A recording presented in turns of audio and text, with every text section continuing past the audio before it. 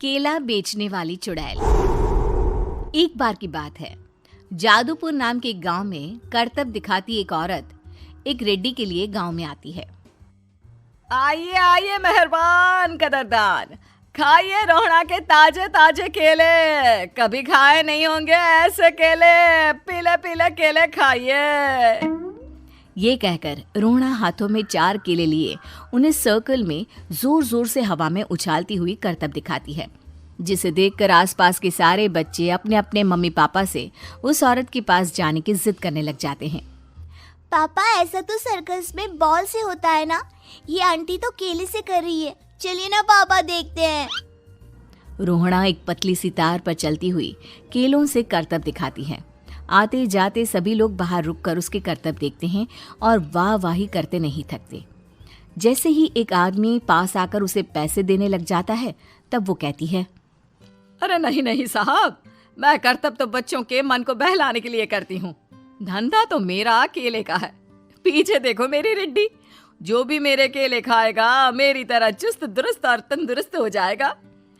पता चलता है क्या कि मेरी उम्र 55 की है। अरे पर ऐसे ठंड के मौसम में कोई केला क्यों खाएगा?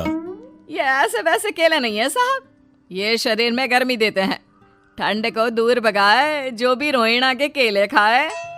पापा, अगर मुझे केले नहीं मिले तो मैं घर नहीं जाऊंगी। तभी उसके पापा कहते हैं कि बेटा, केले ठंड में कभी गर्मी नहीं देते। ये सब कहने की बातें हैं, सामान बेचने का तरीका है इनका। पर पिंकी नहीं मानती। मैं केले खाऊंगी। पिंकी की जिद के आगे नत्थू हार जाता है और उसे केले खरीद कर दे देता है। पिंकी खुश होकर केले घर ले आकर खाती है। अब मैं भी करतब करूंगी, कितना मजा आएगा। जादुई केले। पिंकी पहला केला खत्म भी नहीं करती कि वो बेहोश हो जाती है।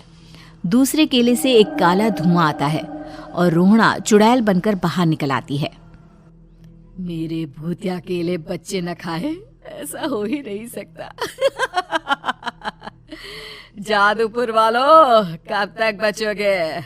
आ गई हूं मैं रोहड़ा, जिसका कोई नहीं कर सकता सामना। रोहड़ा पिंकी को गोद में उठाकर काले धुएं में कहीं गायब हो जाती है। शाम के वक्त नत्थू घर लौटता है और पिंकी को घर में ना पाकर उसकी माँ से कहता है, माँ पिंकी कहाँ है?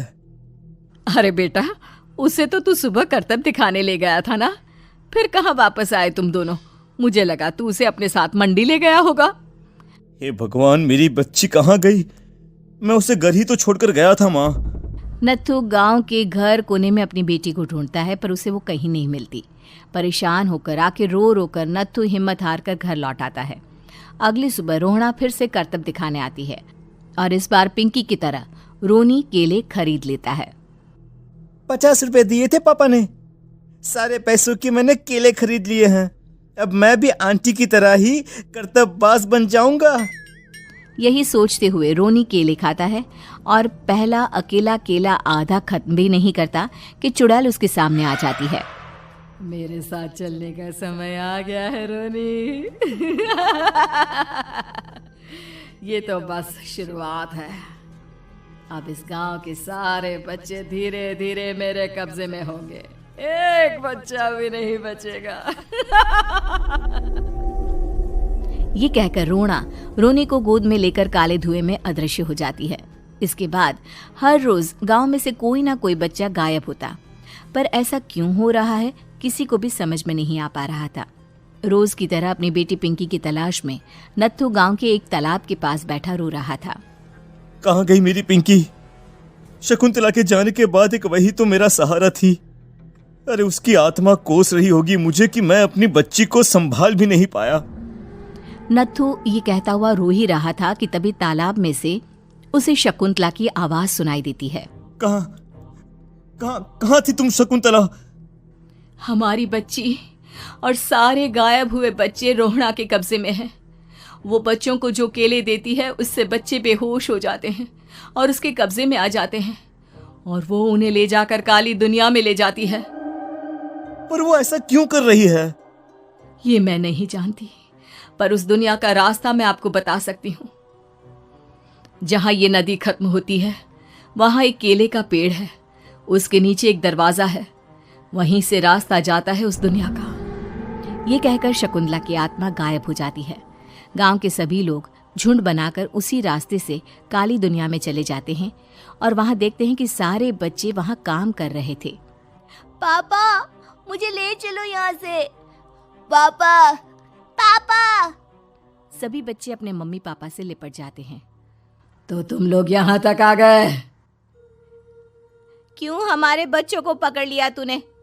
तुझे शिकार ही बनाना है तो ले, हम सब आ गए हैं, हमें खा ले। नहीं, मुझे बच्चे चाहिए, मेरे बच्चे के बदले तुम लोगों के बच्चे। क्या मतलब? मैं इसी गांव में रहने वाली एक औरत थी। केले की चोरी के इल्जाम में मेरे बेटे को गांव वालों ने इतना मारा कि वो मर गया।